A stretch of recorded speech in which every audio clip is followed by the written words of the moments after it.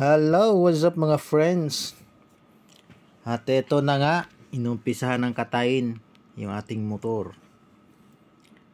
Nandito pala ako sa Caloocan sa Motor Trade, sa Honda Power Racer. Dinala ko dito sa EDV. Kasi kumakanto na yung steering niya. Kailangan palitan ng ball race. At ito si Kuyang mekaniko. Yan. Tinanggal na. O, ayan no. Hiwalay na. Binukod niya na yung gulong. Yun o, doon niya nilagay sa gilid. So, sabi niya, medyo matagal-tagal gawin to. Mga 3 hours. Kasi ang matagal dito yung pagbaklas ng flarings. Tsaka yung ibang mga ano pa. Kaya tatagalan.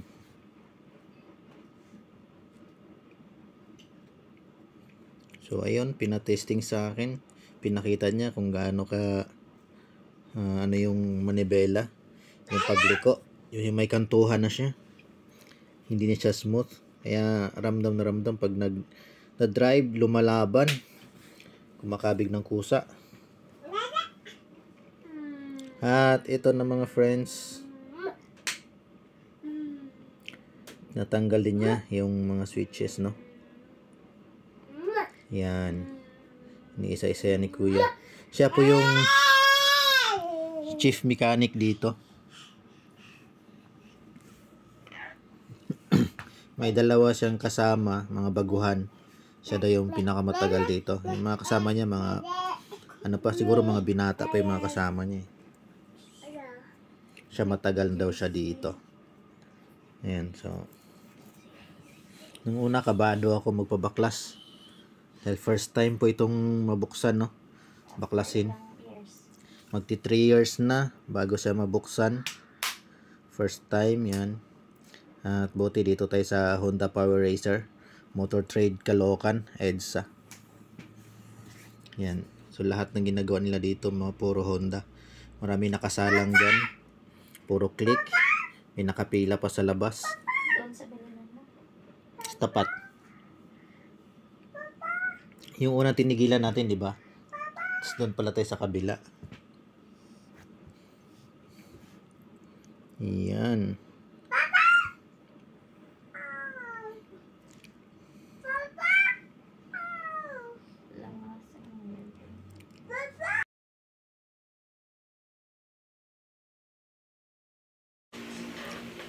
At ito na mga friends. Tanggal ni Kuya yung pinaka T-post. Yan. Nako po mga friends. Pinokpok na. At ito na mga friends, naglalagay na nga siya ng mga grasa, no? Doon sa pinaka anuhan ng T-post. Para mamaya ayos na, paglalagyan na lang ng mga bearing.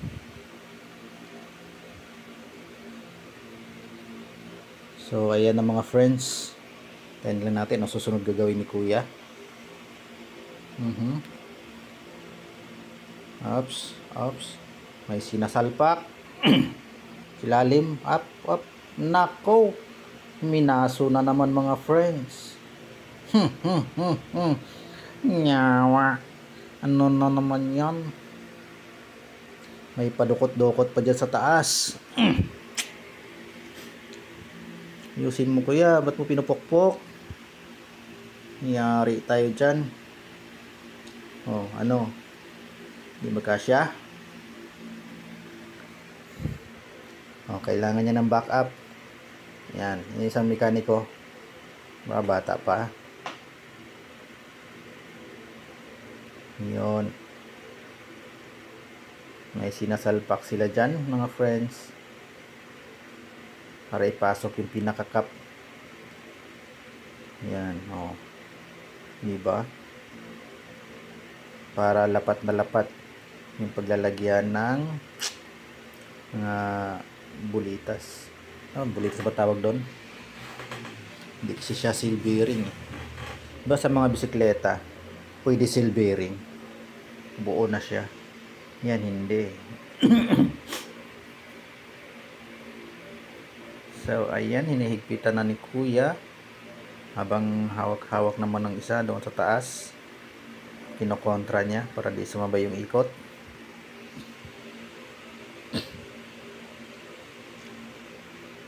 At yun, medyo nahirapan sila. Kaya kailangan pang ilawan, flashlight gamit ang cellphone para makita kung lapat na lapat. Ayan na mga friends. Talagang matrabaho, no? Medyo madugo pagka ADV. Yung papalitan kasi binabaklas talaga yung kaha niya sa isa. Kaya medyo mahal ang labor. Ewan ko lang din sa ibang shop kung magkano ang labor. Pero dito mga friends, kwanto ang siningil sa akin, labor pa lang yon. Right? Oh, diba? Nahirapan siya. Kailangan niya ng space para maikot.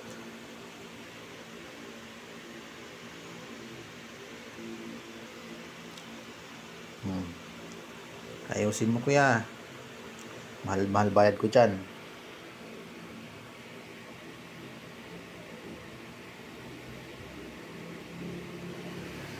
At ayun mga friends, patuloy siya naghihigpit, no? As you can see. At ano na po, mahigit isang oras na ginagawa to. So nag-start namang alas 2. Ngayon mag-alas 4 na. Oy, pinokpok na naman. Oh, wala, pukpok. Ang mahiwagang martilyo. Oh, ni Doraemon. Oh, yan. Kalusot na, tagusan. Tapos, nilalagay na naman dyan para higpitan.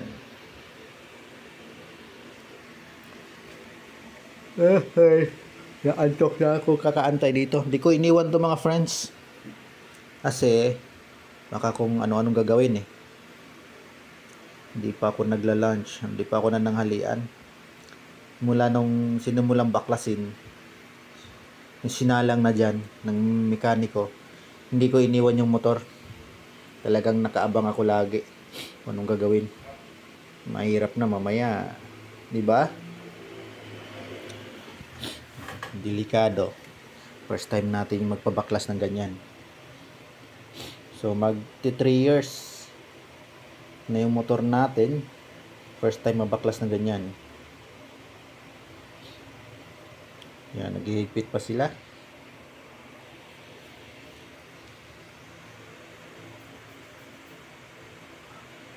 Yun, inaayos na ni kuya yung mga ilalagay niya.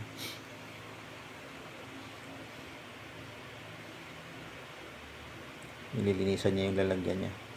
Oops. Dyan pala niya ilalagay. Yan. Tingnan natin kung anong diskarte niya. Lalagyan ng grasa para di mahulog, no? Para kumapit o dumikit siya.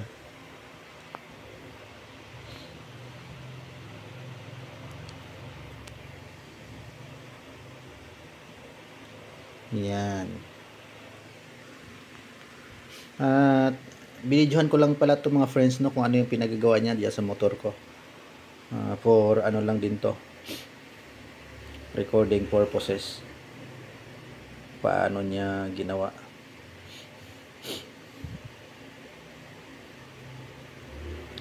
Actually, tinanggal ko yung audio niya dahil ang lakas ng radio nila. O makaka-copyright ako sa music, kaya tinanggal ko yung sounds niya. At ito na mga friends, nilalagay niya na isa-isa. Palibot siya sa T-post. Ayun, may nalaglag.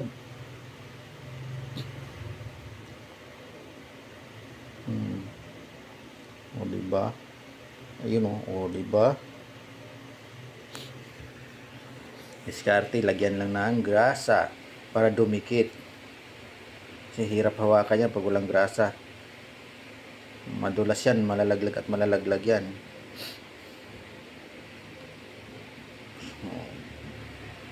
Discarding malupit ang kailangan.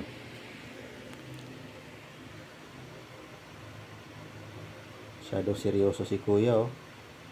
Hapon na kasi.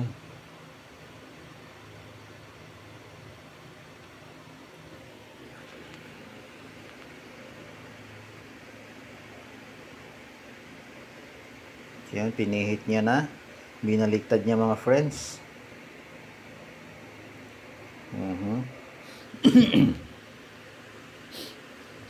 Medyo matagal din yung paglagay niya, no? O, di ba?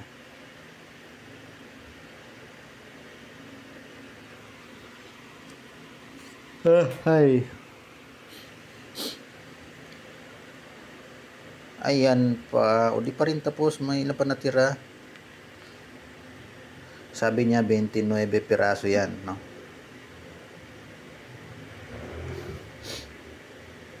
Yan sa baba na yan, 29 piraso.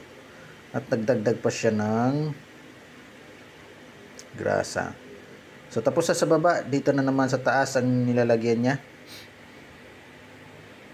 At dito naman sa taas mas kaunti. 23 piraso lang. So yan. Ganyan di po ba ginagawa ng ibang mga friends sa ADV? Kasi yung binaklas dyan buo eh. Ito yung pinalit, ganyan. Manual yung paglagay, hindi siya naka-assembled na. Pero yung binaklas, yung pinagpalitan yan buo. May pinaka-ring. So doon nakalagay yung mga bulitas niya yan. Taka nga ako eh, ba't ganyan pa isa-isa? Kumbaga manual talaga siya nilalagay, hindi na yung buuhan. Kaya kung ganyan ba talaga yung pang EDV, mga friends, paki-comment nya kung ganyan ba talaga, kasi first time kong makita tong ganito eh. Yung sa mga NMAX kasi tsaka sa Click, nakita ko sa mga ibang video, hindi naman ganyan, parang buo na siya sa salpak, hindi na pa isa-isa ilalagay na ganyan. Sa salpak na lang dyan buo. Tapos ibalik niyo yung T-post, ihigpitan, ilalak, ganon. At ayan na nga, mga friends, binabalik niya yung T-post. Yung dahan-dahan, baka masundot, no? Masungkit yun, di magkandalaglagan. Ulit na naman. Kaya dahan-dahan talaga si kuya sa paglalagay, para walang sablay. Hirap kaya pa ulit-ulit ng gawa, di ba? Time consuming na, kakapagod pa. Oh, ayan. Ikot, ikot, ikot. Nalagay na si kuya ng lock nut. At ayun, binabalik na rin yung pinakamanibela natin. Kailangan niya na ang backup para mahigpitan niya ng ayos. Ayan. Unti-unti nang nagbabalik, mga friends, ng mga pinagbabaklas kanina, dahil naikabit niya yung T-post. May bago na siyang nilagay na mga bearing. Kaya unti-unti nang binabalik yung mga pinagbabaklas kanina.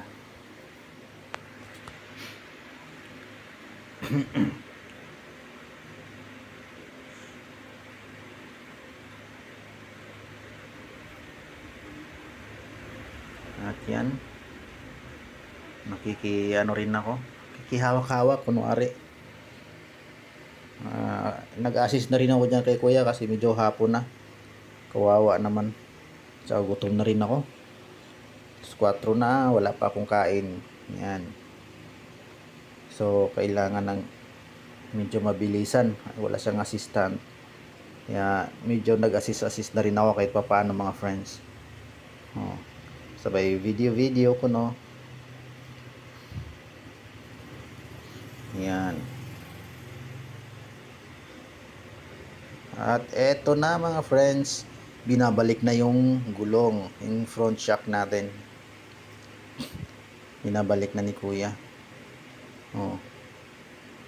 Ayan na, unti-unti nang nabuo. Kanina, kinakatay siya, binabaklas. Ngayon, binubuo na ulit mga friends. Masyadong matrabaho sa ADV. Sabi ni Kuya, mas lalo na sa PCX. Ayaw na ayaw daw niya gawin yung PCX kasi yung kaha nun, buuhan, no? Isang diretso, pahaba. Mula dito sa unahan hanggang sa likod, pahaba yun. Mahirap daw baklasin. Kaya pag PCX yung ginagawa niya o gagawin niya, mas mahal yung labor. 1.6 yung labor ng PCX. Itong sa ADV natin na 150, ang singil niya ay 1.2. So, ganun yung price difference mga friends. Yung ADV 160 naman, hindi siya binabaklas lahat. Yung mga kaha niya, yung mga cover niya dyan. Tsaka mas mabilis lang daw yung gawin dahil walang mga tornilyo. Puro clip lang, no? Salpak lang. Kasi 150 kasi may mga screw pa yan eh. Pag binalik mo yung kaha niya. Kaya talagang time consuming siya mga friends. At kailangan dapat talaga eksperto ka na. Alam mo na yung pagkasunod-sunod, no? Sa pagkakabit.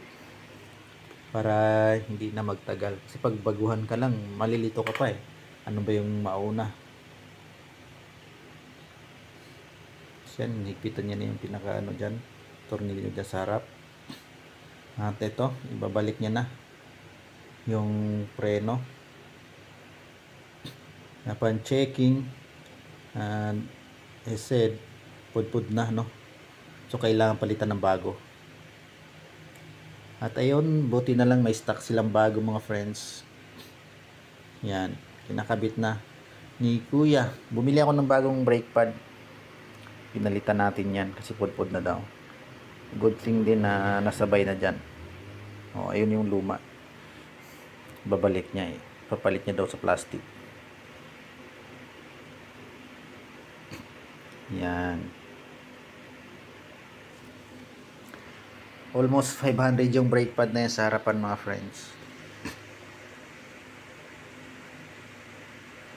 Oops. Tornilyo. Buo na.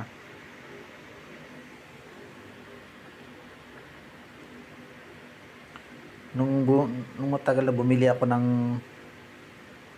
brake pad sa likuran, ang mahal din sa Honda rin mismo. 950 ba yun? Napakamahal. Buti ito sa harap, almost 500. Sa likod, almost 1,000 mga friends. Ganun kamahal yung mga brake pad ni ADV. Umahalan talaga sa Honda. Yan. So, binabalik na yung preno.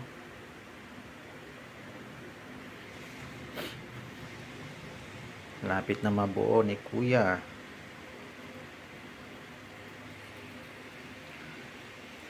Dami din lang gawa. Nakapila sa labas. Kala ko nga di niya gagawin yung sa ADV ko eh. Kasi nung pagdating ko, may nakasalang pa siyang ADV 160. Eh, nag-antay ako. Kaya alas 2 na naumpisahan. Kasi tinatapos niya muna yung 160.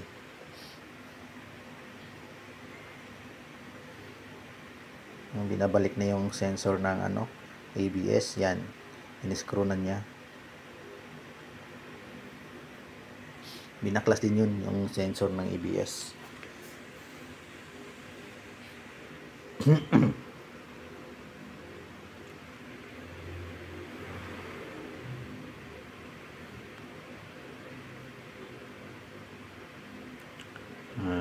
Ayan.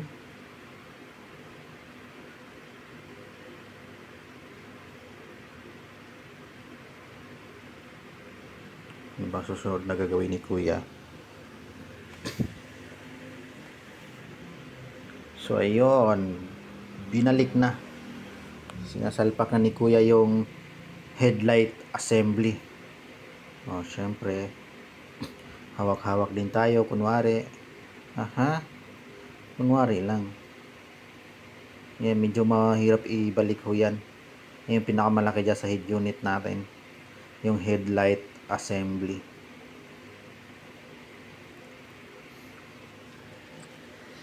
So kailangan naka-align talaga siya para lumapat yung tornilyo.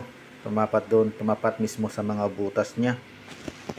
Kasi pag hindi lapat na lapat yan, tatabingi, ay nako, mahirap na.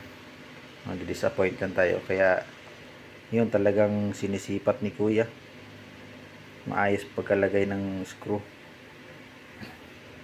At yan, bumalik na naman yung isa. Tinulungan siya. In-assist niya dyan mga friends. Kailangan ng assistant talaga. At yun, eto na naman kinakabit ni kuya, yung lagayan ng tawag dito, windshield. Yan.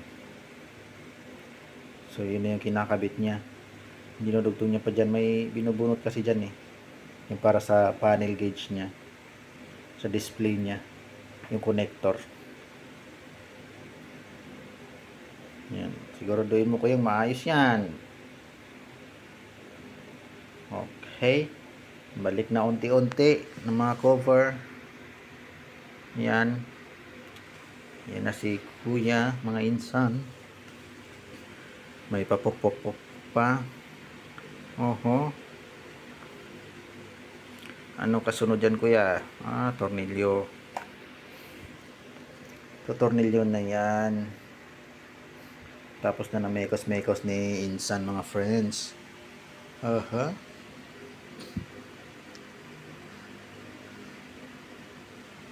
At ayan na mga friends, yung kabilang pisngi. Yan. Malapit-lapit na. Malapit na mag alas 5. Gagabihin na ako pa-uwi.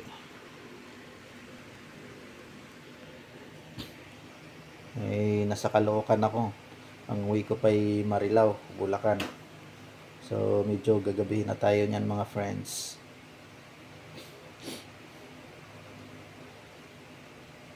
Diba? Ayos kuya, ayos. Sipat dito, sipat doon. Kailangan pulido ang gawa para maayos ang buhay. Hala. Sige.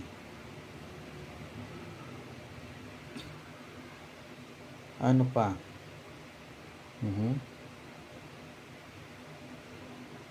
Ano yan kuya? Yan, kabilang pisngi na naman. Mabubuo na yan mga friends. Right side naman. Lapit na tayong matapos. Yes. In just few minutes matatapos na to mga friends. Kalma lang kuya, kalma. It's already 4:30 in the afternoon. At yung tiyan ko talagang parang may nag-away na butterflies. Butterflies talaga. Di ba pwedeng daga? Yes mga friends, I'm hungry na talaga. Hindi pa masipat ni kuya. Kasama niya ang istorbo, tanong ka ng tanong nung busy ako. Ano gawin mo na lang kasi, sabi niya. Yan, si baguhan pa kasi yung mga kasama niya mga friends. Pagka mayroon di alam, tanong. Dapat naman talaga ganun, no? Pag di mo alam, magtatanong ka, di magdunong-dunungan ka. Para maayos yung gawa. Kailangan naman pipilitin mo, di mo alam, pipilitin mo. Di walang silbi yun. Dodoble lang yung trabaho. Kaya dapat magtanong ka sa eksperto. Yan, oops.